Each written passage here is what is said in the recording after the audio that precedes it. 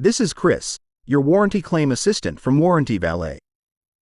In this video, we'll walk you through the steps for claiming Skechers warranty. Let's dive in. Buckle up with me to enter our website for simple instructions on claiming the Skechers warranty. It requires a short amount of time to carefully read and understand each of the steps provided. Following that, you can find the contact information such as email address, phone number 800-746-3411, and address. Here, click on the second link www.skechers.com to contact their customer service team. Once you enter the support page, you will come to know that the customer service team is available via email, phone, or online chat. They will ask for purchase information about your shoes and then request some images. Once you send them, they will provide return authorization.